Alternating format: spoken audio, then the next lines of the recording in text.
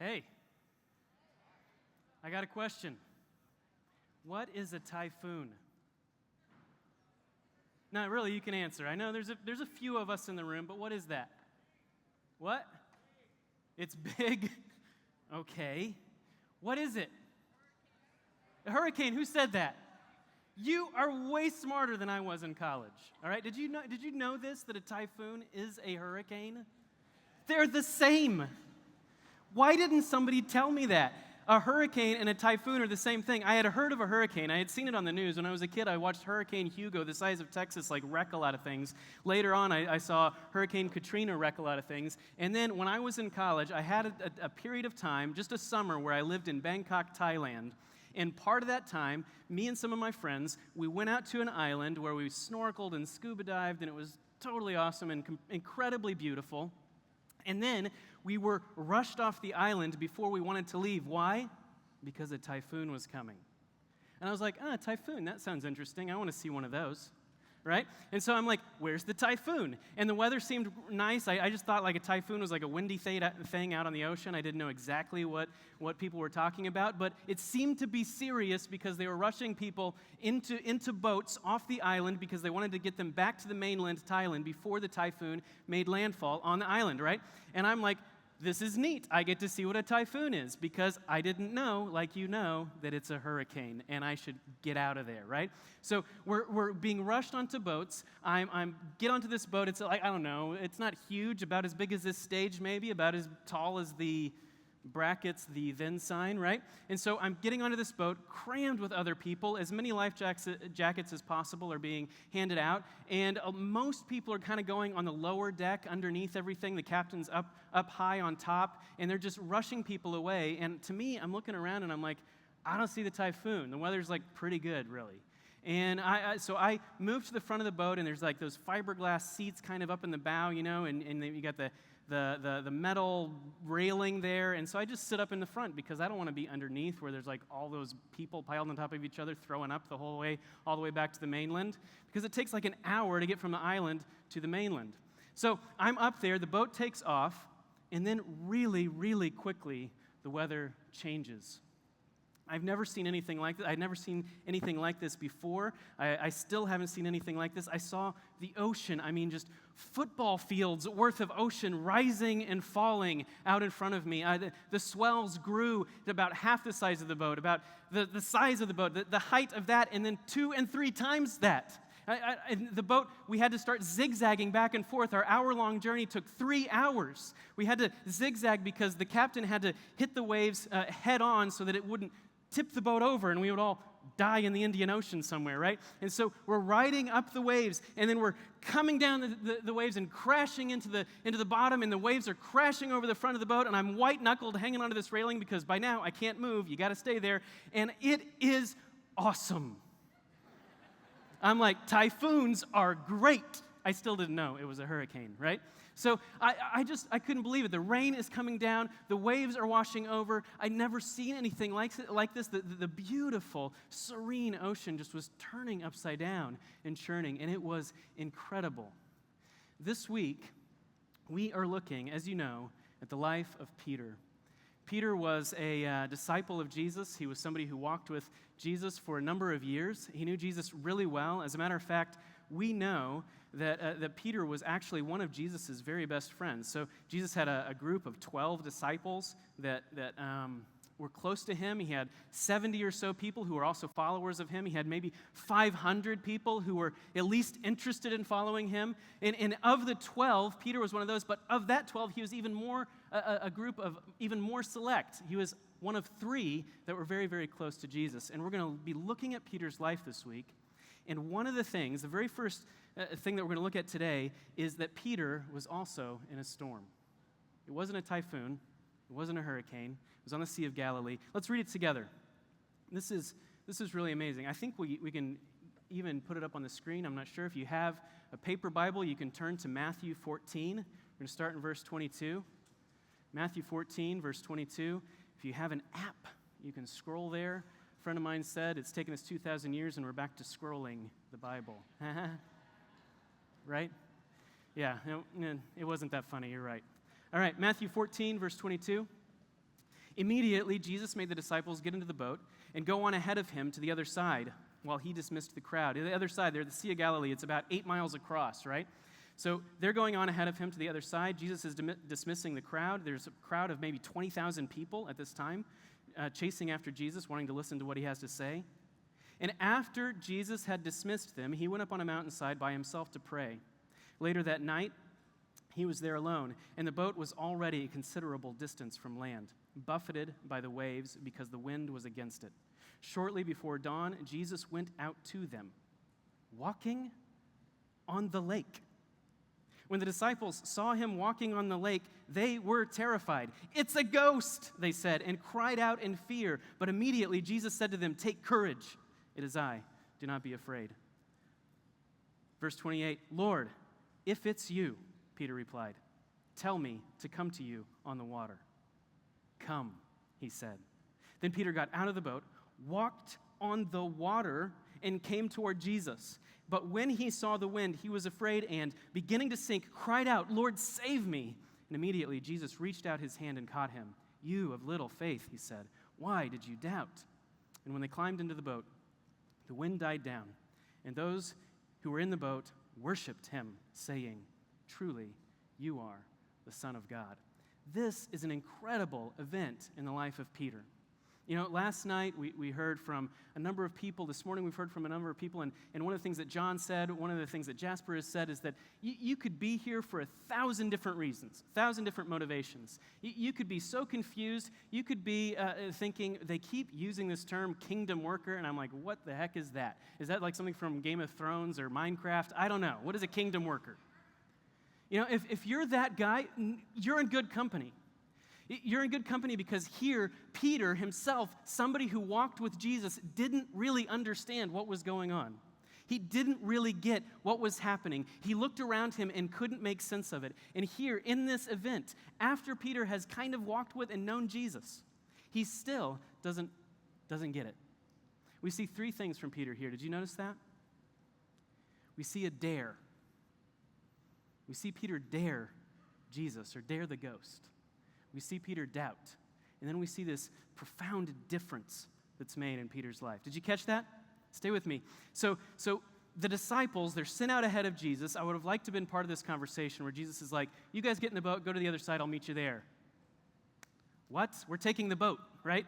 You know, how is that going to happen? So they get into the boat. Jesus is worn out. He's been ministering and traveling with people for a long time, and he goes up on a mountainside by himself to pray, and his disciples go on ahead of him. They get in a boat. Many of them, including Peter, are experienced fishermen. So they've been on the Sea of Galilee. They've been in a tiny fishing vessel on this sea before. They've been in storms before. They knew what a typhoon was, right? They knew this stuff. And then what they didn't know was about to happen. Somebody looks out, it says just before dawn, this may be between 3 and 6 a.m., something like that. By this time, they had been battling the storm for 9 hours. We know that from other clues in the text and other places. So they've been in the storm for 9 hours. They look out, and what is that? What is that thing, right? And they look out. Can you imagine? Okay, you're in a storm, and you look out, and the lightning flashes, and it sure looks like a person. It sure looks like a person walking on the sea, okay? And then the lightning flashes again, and he's closer. And then he flashes again, and he's closer. What? I mean, it says they cry out in terror, and wouldn't you? Now you're like, Wouldn't you cry out in terror? You're in the middle of a storm. You see something. It looks like a person walking on water, and every time the lightning flashes, he is closer to you. That's terrifying. And they say, it's a ghost. You know, this is a logical conclusion from the disciples. I mean, if you're encountering something like somebody walking on water, then your brain is going overtime trying to figure out what's happening. It's reasonable to draw the conclusion under these kinds of extraordinary circumstances that this is a ghost, right? Because Peter, he's a fisherman. He knows the properties of water. He's been around Jesus for a long time. He knows the properties of people, and he knows that when people get into water, they go in, not on, right? Are you with me? Yes? Yes, okay, good. We're high school physicists, okay? So they see this thing and they say, it must be a ghost. This is reasonable. And then the thing speaks. It says, take courage. It is I. Do not be afraid. Can you imagine? This is terrifying. And then Peter does something that is so incredible to me. When I first read this, Peter gets up, he stands up, and he talks back to this phantom thing. And then what does he say? He said, if it's you, call me out onto the water. And I'm thinking, what are you doing, Peter? Why are you involving yourself in this thing, right? But if you think about it, what Peter is doing is he's quick on his feet here. This makes a lot of sense. In a way, right? Because he's putting to the test the claim that the phantom, that the ghost has made. The ghost has said, it is me. I'm Jesus. I'm here, right? Peter is putting that to the test, and he's saying, if it's you, call me out onto the water. Peter knows one thing. He knows water. He knows that he's not a ghost. And he's like, if it's you, then when I swing my leg over the side of the boat and my toe hits the water, if it goes up to my ankle, my shin, my knee, I know you're lying. I know you're a ghost. This is a very courageous, outrageous thing for Peter to do. And it makes a lot of sense. It's a way to put the claim of the ghost to the test. Now, the Bible talks a lot about challenging God, actually. And sometimes the Bible talks about people who challenge God and they're kind of rewarded for it. And other times it says things like, don't put God to the test, right? If you've read your Bible, perhaps you've encountered some of this stuff. There are good ways to challenge God, and there are bad ways to challenge God. And here, Peter gets it right. And here's what I mean by that. Peter looks at what he perceives to be a ghost, reasonably so. And he says, I'm going to put my assumption that this thing is a ghost to the test. Peter has assumptions about who Jesus is. He's walked with Jesus for a long time. He's seen him teach. He's seen him do miracles. He kind of probably enjoys being part of Jesus' entourage. And Peter looks at Jesus and he says, I know who Jesus is. And Jesus doesn't walk on water. He has assumptions about water. He has assumptions about ghosts. And most of all, he has assumptions about the identity of Jesus. And here he challenges, he dares. He dares the ghost. He dares the ghost. He says, if it's you, Jesus, if it's you, Lord, call me out on the water. This is the right way to challenge God. In other words, Peter is willing to put his own assumptions about who Jesus is on the line. Did you see that? Now, when Jesus says, how does Jesus respond? It's one word. It's so wonderful, isn't it? Did you notice that? One word. What does Jesus say? You guys can answer. Come. If it's you, Lord, call me out on the water. And then, one word, come. Oh, it's on, baby. This is awesome. We got like dare, double dare with a ghost, right? And so he says, come, and Peter does it. Now, if when Jesus said come, Peter would have said, no, you don't, ghost. You're not getting me out on the water. You're not drowning me today, ghost. Then we know that Peter's challenge, Peter's dare is hollow. It's nothing. He's not willing to put his own assumptions on the line. He's not willing to see if Jesus' claim about himself is true. Do you see what I mean? There's a wrong way to challenge God, and there's a right way, and Peter gets it right. Astonishingly, amazingly. It's wonderful what Peter does here. I want to be the kind of person that would get out of the boat. Right? That would have the courage to step forward and say, if it's you, Lord, call me out. And then to do it. Peter gets out of the boat. We see the dare, the double dare. These it's amazing.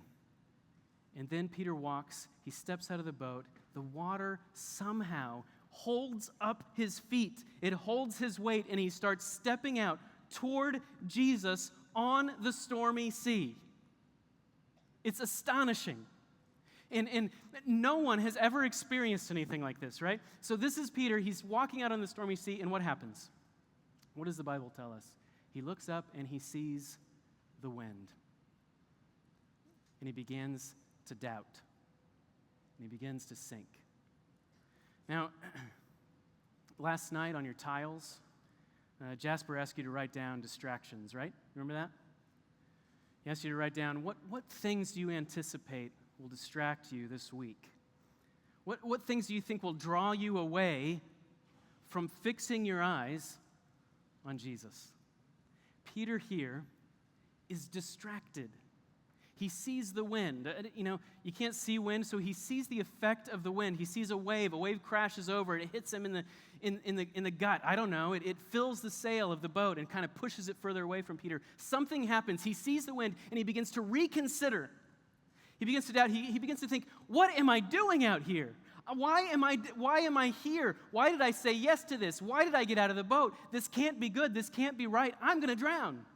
He begins to have afterthoughts. He begins to doubt, even though in this moment there's literally no safer place for Peter to be than on the stormy sea beside the Lord of the stormy sea. It's amazing. Peter is there. And right in the very moment that is undoubtedly the most miraculous moment that Peter has ever had, he begins to doubt. He begins to reconsider. He begins to have afterthoughts. And then there's Jesus. He's always the hero in these stories. It's amazing. Peter cries out. He says, Lord, save me. And there's Jesus right there beside him right away. And he scoops him up out of the water. Did you see that? It's awesome. And he puts him in the boat. And they all get into the boat. And then we see the dare, we see the doubt, and then we see the difference. What was that last verse we read? You can put it even back up there on the screen if you want to. Verse 33. What does it say? Then those who were with him in the boat worshiped him, saying, truly, you are the Son of God. We're in Matthew 14. This is the first time Jesus is worshiped as the Son of God. It took a stormy sea. It took this profound, unbelievable, miraculous, marvelous event in Peter's life to shake him out of his false assumptions about who Jesus must be and to draw him into who Jesus actually is. And they get in the boat and they worship. And what was before they cried out, it's a ghost, now they cry out, you are the Son of God. Impersonal to personal, fearful to awestruck. Now, this whole episode in Peter's life, this whole event, it echoes what can happen with you this week. Peter, he needed to have his worldview opened to who Jesus is. You, this week, most likely need to have your eyes open to who Jesus is. You might have an idea about who he is. You might have something to do with church. Some of your friends call themselves Christians. He has something to do with an old book. It's probably good to respect him. Something like that. You have assumptions about Jesus. Listen, Peter had the courage to put his assumptions on the line and to dare Jesus to prove himself to Peter. He said, I dare you to prove to me that you are who you say you are. Listen, right now, today, I am daring you to dare Jesus this week to prove to you that he is exactly who he claims to be. That he knows you intimately, that he understands you, that he perceives you, that he knows your mind and your heart and your family and your baggage and your wreckage and your problems and your hopes and your dreams and your ambitions and all of that stuff. He knows your friends. He knows everything about you, and he still calls to you, come. Put your assumptions on the line this week. I dare you. I dare you. See if Jesus doesn't respond with power and confirm that he's not just a good teacher. He's not just an interesting person. He's not just a weird religious thing. He is the Son of God. I dare you. Some of you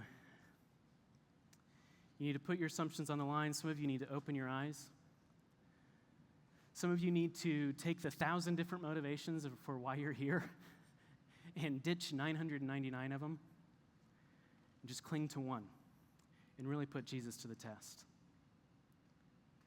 And I promise you that if he is who he claims to be, then it will inevitably end in worship, just like it does here for Peter. It has to. He will call you out, and if you respond with courage, the conclusion is you must be the Son of God. Let me pray for you.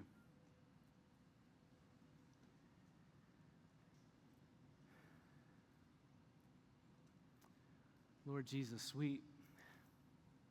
God, I pray for each individual student here. You know who they are, you know their names, you know everything about them. You know all of the good and you know all of the bad. You know their hearts better than they know their hearts. And you still call them come. Lord, I ask that they would respond in courage. I ask that they would have the audacity to get out of the boat. That they would have just the reasoning to put you to the test, to see if what you say about yourself is true, to see if who you claim to be is actually real. Lord, I ask that you would break through sleepiness of staying up too late. You would break through all of the distractions, all of the things that tear our gaze from you. That your mighty work would be done for us this week, just like it was done in the life of Peter 2,000 years ago. Amen.